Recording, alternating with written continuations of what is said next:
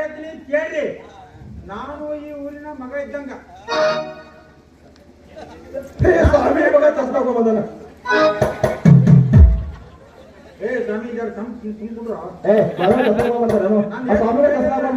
ಅವ್ರು ಕೆಲ್ಲಿ ಹೋಗೋದಾರ ಅವ್ರ ಇದಕ್ಕೆ ಸ್ವಾಮಿಗಳು ತುಂಬಿಡ ನೀ ದೇಶಿ ನಡೀತಿ ತುಂಬಿಡ್ರ. ಓ ಸ್ವಾಮಿ ಇದಾರೆ ತುಂಬಿಡ್ರಿ. ಆಯ್ತು ನಾನು ಇಲ್ಲಿ ಬಿಡುದಿಲ್ಲ ನೋಡು. ನನಗೆ ಗಿಂಡಿನೇ ಬೇಕು.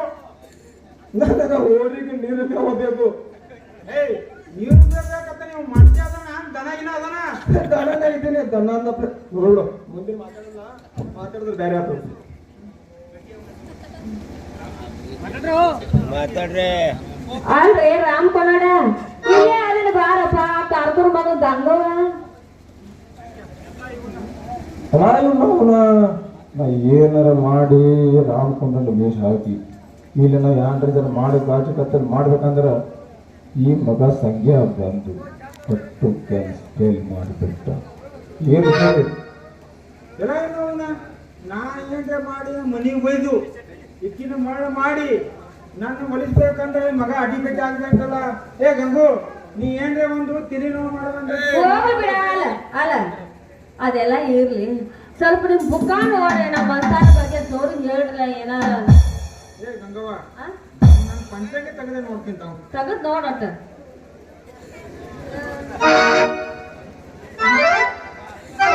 ಚಸ್ಮಾ ಆದಿ ಹಾಕೊಂಡ್ರೆ ಕಾಣ್ತದ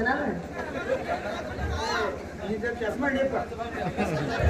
ಹೇಳಿದಪ್ಪ ಸ್ವಾಮಿಗಳು ಚಸ್ಮಾ ಅಲ್ಲ ಅನೌನ್ಸ್ ಮಾಡ್ಕೋಬಹುದು. ಗಂಗವ್ವ ಹೇಳ್ತೀನಿ ಕೇಳು. ಹೇಳಪ್ಪ. ನೋಡು, ದ್ರೌಪದಿಯ ವಸ್ತ್ರಾಪರಣದಲ್ಲಿ ಸಮಾಜ ನಿಮ್ಮ ಮನೆತನ ಹುಟ್ಟಿತ್ತು.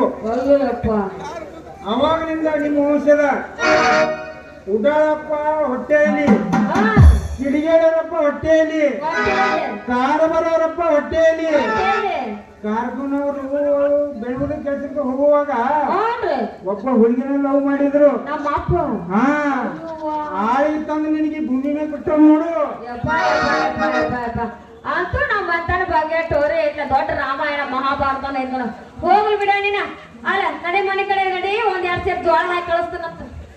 ಗಂಗು, ನೀ ಹುಟ್ಟಿದಾಗ ನಿಮ್ಮ ಅಪ್ಪ ನನಗೊಂದು ತಮರ ಕೊಟ್ಬಿಟ್ಟಿದ್ದ. ನೀ ದೊಡ್ಡಕ್ಕೆ ಆದ್ಮ್ಯಾಗ ನನಗೆ ಗಿಡ್ಡಿನೇ ಕೊಡ್ತಾನಂತ ಹೇಳಿದ್ರು ನೋಡು.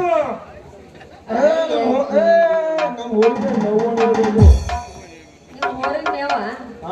ಬೇಕಂದ್ರೆ ಬೇಕು. ಉರಿ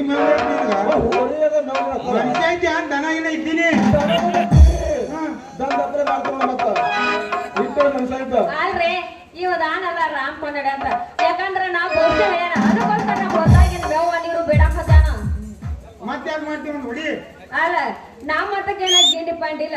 ಮನ್ಯಾಗ ಒಂದ್ ಹಿಂದಿನ ಕಾಲ ಹಳಿ ತಾತ ಐತಿ, ಅದನ್ನ ಕೊಡ್ತಾರಂತ. ತಡೆ ಹೋಗೋಣ.